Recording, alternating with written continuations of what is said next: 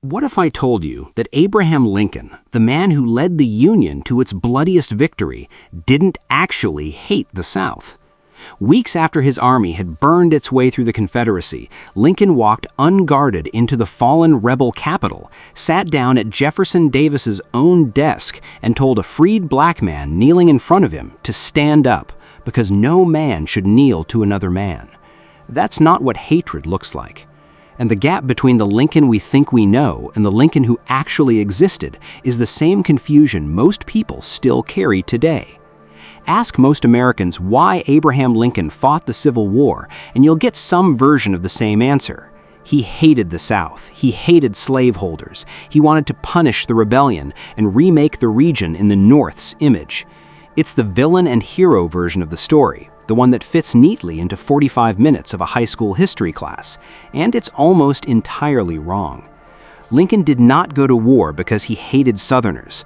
He went to war because 11 states tried to dissolve a union he believed was permanent and irrevocable, and because he had come, slowly and reluctantly, to see slavery as a moral wrong that could not be allowed to expand. Those two things get flattened into hatred in popular memory, but they are not hatred. There is something closer to grief mixed with resolve, and understanding the difference changes how you understand everything that follows: the war, the proclamation, and the peace Lincoln was trying to build in the 5 days before a bullet ended it. Here's the question this video is actually asking. What made Lincoln take the hardest line of any American president on slavery and secession if it wasn't hatred? What was actually driving him? Start with what Lincoln said about the South, because he said a lot, and none of it sounds like a man consumed by regional contempt. In his First Inaugural Address, delivered in March of 1861, with 7 states already gone and Confederate flags flying over federal forts, Lincoln did not threaten the Southern people. He pleaded with them. He told them the government would not assail them, that he had no purpose to interfere with slavery where it already existed, and that he had no lawful right to do so even if he wanted to. He closed that speech by describing Americans, North and South, as not enemies but friends, bound together by what he called the mystic cords of memory. That is not the language of a man who hates half his country. That is the language of a man trying to talk his own family out of burning the house down. And this wasn't a performance he abandoned once the war started. Throughout the conflict, Lincoln consistently distinguished between the Confederate political and military leadership, which he treated as a rebellion to be defeated, and the ordinary Southern population, which he generally treated as a people he still hoped to reconcile with the Union. He resisted calls from radical Republicans in his own party to treat the South punitively. He rejected proposals to execute Confederate leaders en masse. When Ulysses S. Grant accepted Lee's surrender at Appomattox, the terms were lenient by design. Soldiers were paroled, allowed to keep their horses for spring planting, and sent home rather than imprisoned.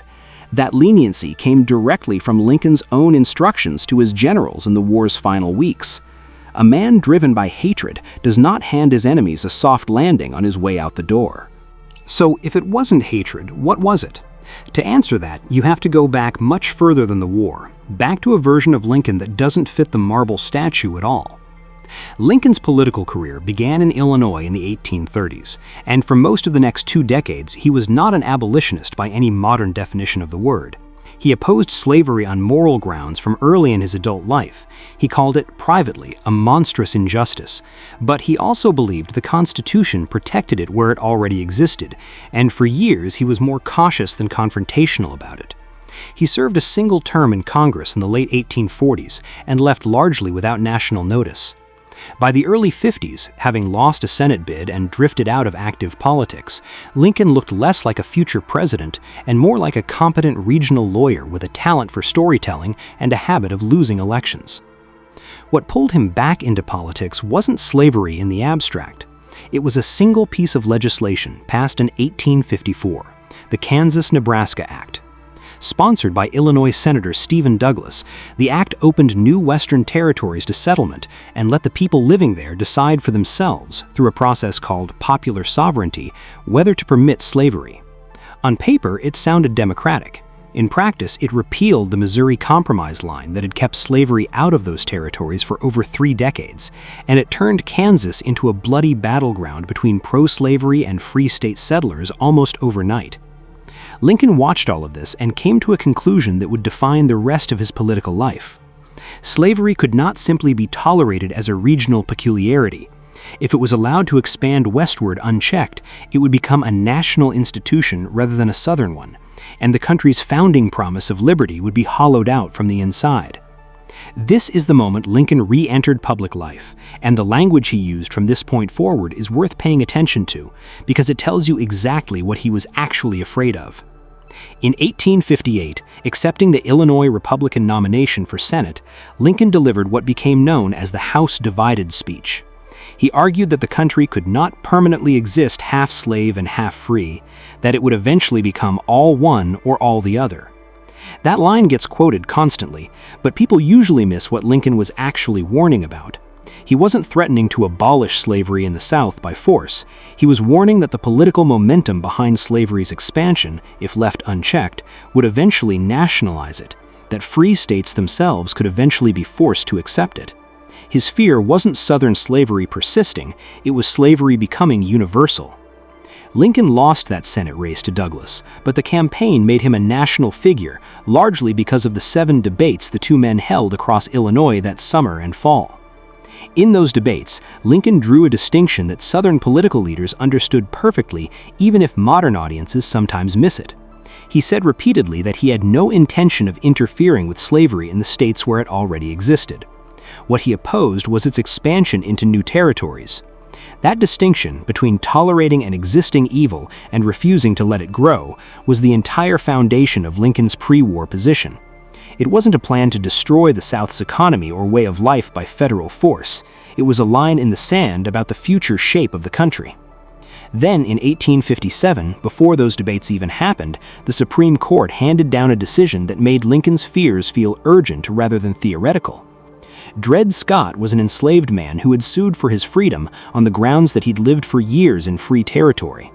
The court, under Chief Justice Taney, not only ruled against Scott, but went much further than the case required.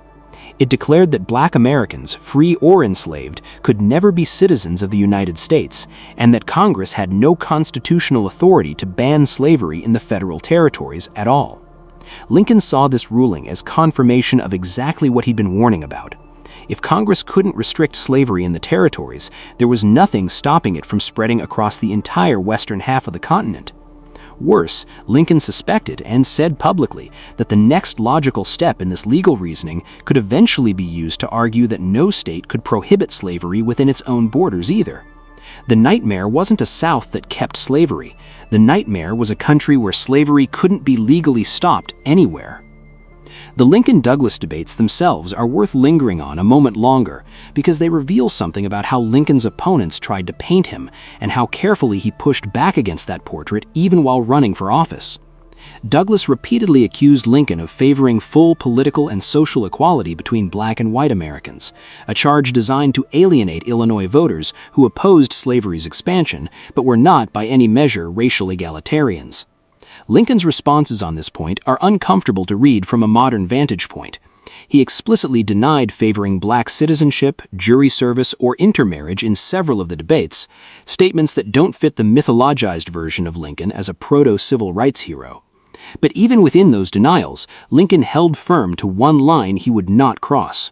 Whatever else was in dispute, he insisted that the Declaration of Independence's promise of natural rights to life, liberty, and the pursuit of happiness applied to Black Americans as much as to white Americans, and that slavery violated that promise regardless of what political or social rights followed from it.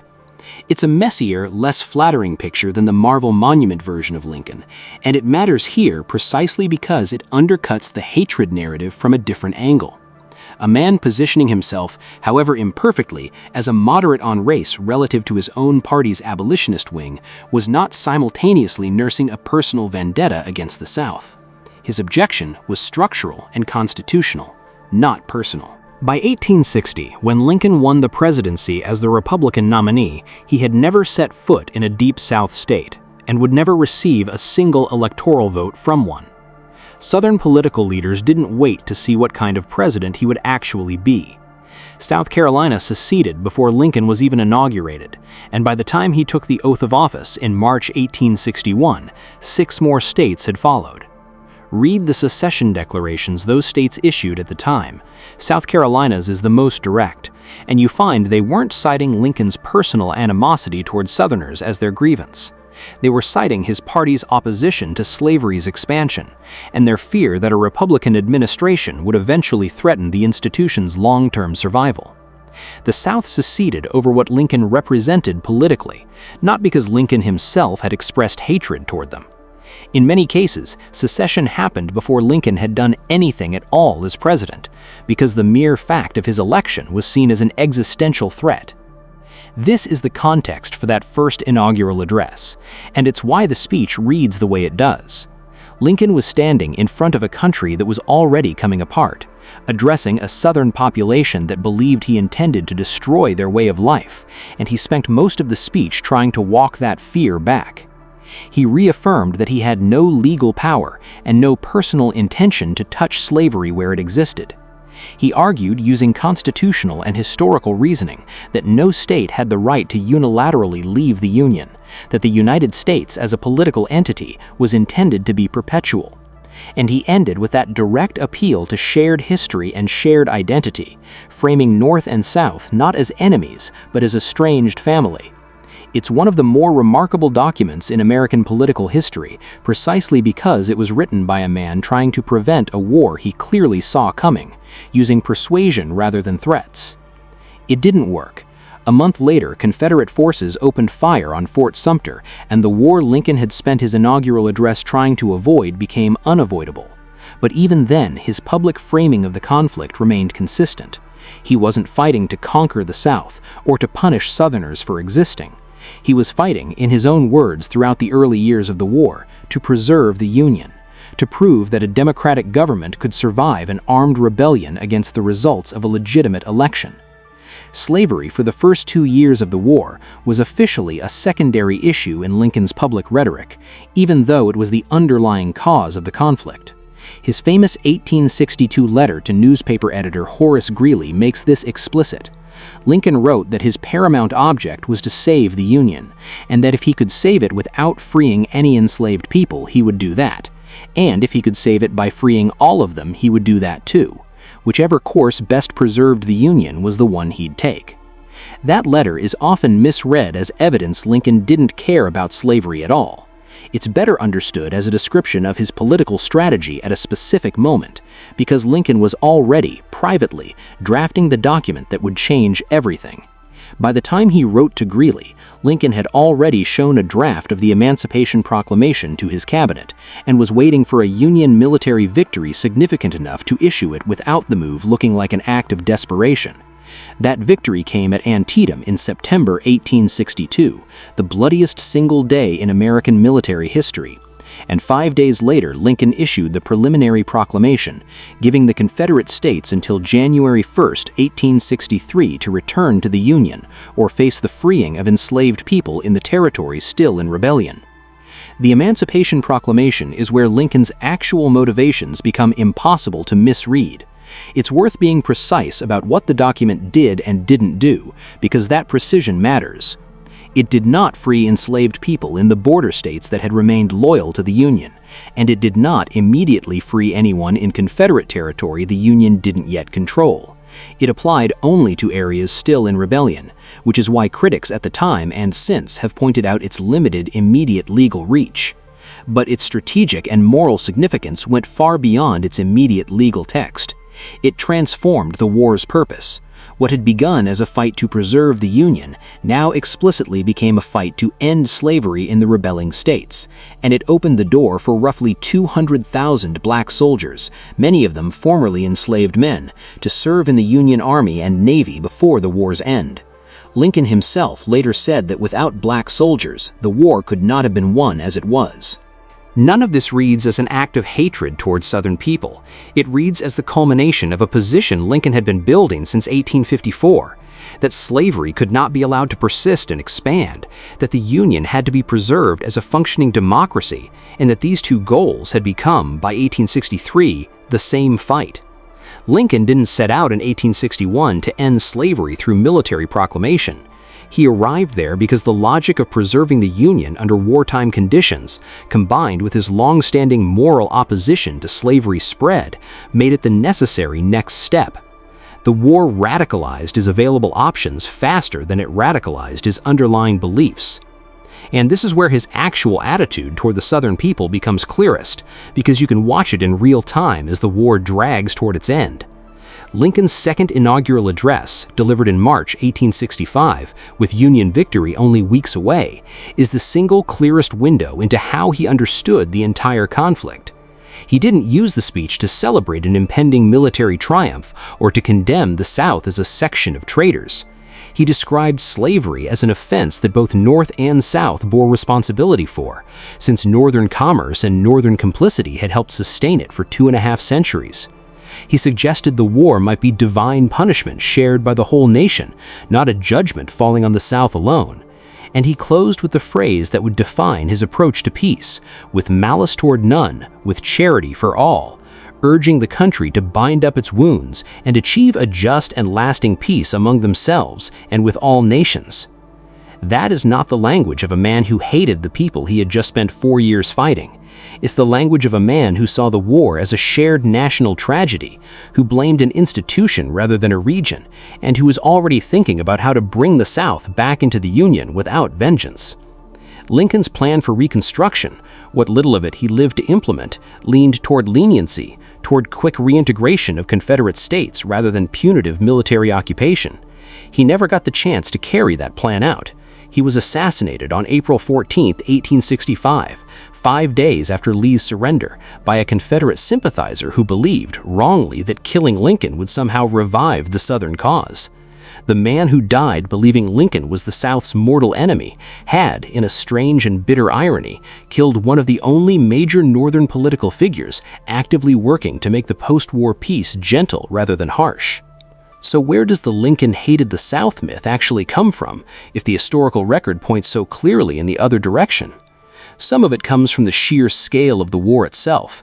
It's easier to explain over 600,000 deaths by assuming deep personal animosity than by grappling with the more uncomfortable truth that two sides can go to catastrophic war over genuinely irreconcilable political and moral positions without either side's leader being driven by hatred. Some of it comes from lost cause mythology, developed by former Confederates in the decades after the war, specifically to recast the conflict as Northern aggression against a noble, wronged South, which required painting Lincoln as a vindictive invader rather than a reluctant wartime president trying to hold a democracy together. And some of it simply comes from how history gets compressed for casual consumption. Hatred is a simpler story than moral conviction colliding with a constitutional crisis, so hatred is the version that survives in the popular imagination. The real Lincoln is more interesting than that myth, and honestly more instructive.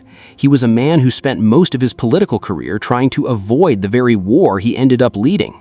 He drew careful, legally precise distinctions between what he had the power to do and what he believed was right to do, and he only closed that gap when the war itself made it necessary.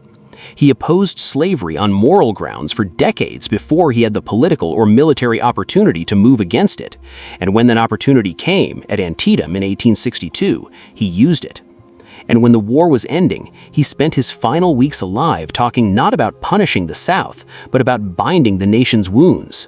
Whatever drove Abraham Lincoln through the defining crisis of American history, it wasn't hatred of the people he was fighting. It was a conviction that the Union had to survive and that slavery had to end, held by a man who never stopped hoping the South could be brought back into the fold, rather than simply defeated. That's the lie most of us grew up believing, that this was a story about hatred. It was never that. It was a story about a man trying to hold a country together while it was actively proving that it couldn't be held. What do you think actually drove Lincoln through the war? Political necessity, moral conviction, or something else entirely? Drop your take in the comments, and if you want more deep dives into the real motivations behind the Civil War's biggest figures, subscribe for more.